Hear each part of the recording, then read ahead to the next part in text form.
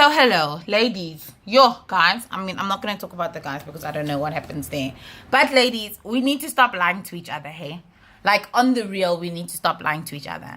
If you actually, we will get to the guys, but we'll get to that now. So this is the situation.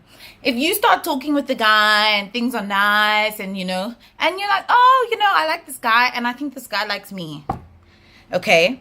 If it's like 3 or 4 weeks down the line, my man, and this guy has not said anything to you about dating or whatever it is that you think you want from him, please, guys, as her friends, can you stop telling her that, oh, you guys are still getting to know each other? Like, can we just be serious? I remember they released the movie of the book, He's Just Not That Into You. And I feel like we need to watch it again.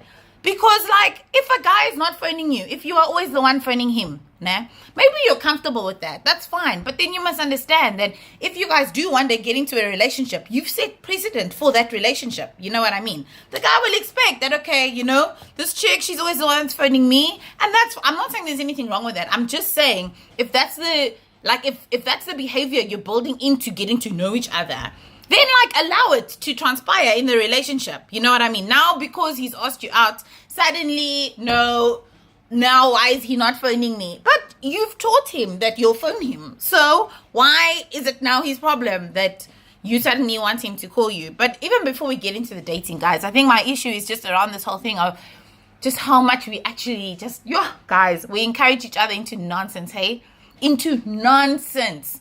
Really, it's like a standard thing for me is I really think the space of, no, we're together. I think we're getting to know each other, I think it's very dangerous because you actually have no boundaries in that space. If that guy then goes and kisses another girl, or you as the girl go and kiss another guy, you can't say anything. That's not your boyfriend. That's not your, nothing is happening in that space. So there are no boundaries in terms of the relationships you set. And I think it's a very bad precedent for guarding your heart or how you guard your heart. So, I don't like it. But now, so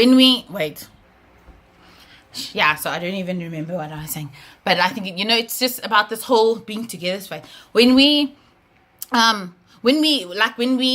say, okay, we want to be good stewards of our hearts, or we want to guard our hearts and stuff like that, then your actions must actually say to it. Now, don't get mad at me if you're talking to this guy and, you think he likes you, but you're not sure. That time you're busy getting emotionally invested. Emotionally, you're building this entire relationship in your, entire relationship in your head. I feel like the guys don't even understand what girls are capable of. Guys, we can have you married before you even say hello to us. You know what I mean? It can get so deep. And as girlfriends, we just encourage this behavior because, oh, you guys would be so nice together. No, maybe he just had a busy day at work. I have a friend, really, it's, in the beginning, I used to think that she was tripping. I was just like, this chick, she's leaving no space just to discover and see where things are going and stuff. But she legit told me, she was like, but Katie, this is my heart. You know what I mean?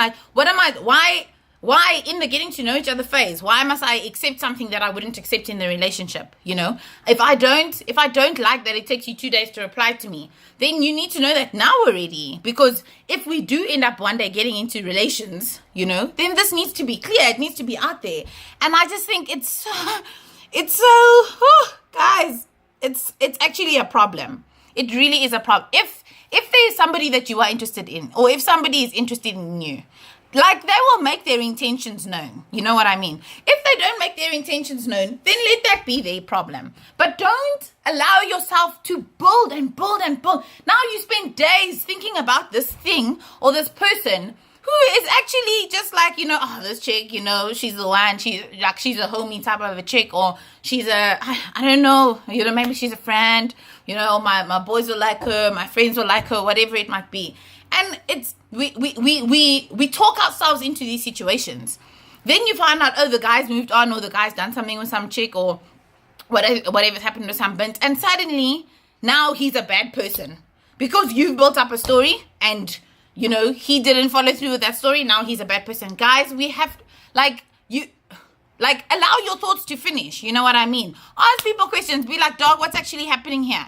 Because then at least you know the answer. Then you can move on, or you can stay stationary. But we need to stop allowing ourselves to go into these spaces where, actually, nobody nobody's clear on what's happening, and because there's no boundaries, everybody is actually allowed to act in their own, in their own way. If you're the guy, or maybe if you're the girl or whatever in this situation, I think it's a very scary thing, to put yourself out there and be like, okay, hey, listen, what is actually happening here? But I think it's better to go through that heartbreak than having to find yourself needing to break up with somebody emotionally because 2 or 3 months down the line, this person has this person's intentions actually become clear, and their intentions are not to pursue that road with you. So I think we just need to be better stewards of our hearts and how, firstly, how we engage with people, and secondly, how we talk to our friends about situations they find themselves in. Anyway, so that's just my thing for the day. Have a good day.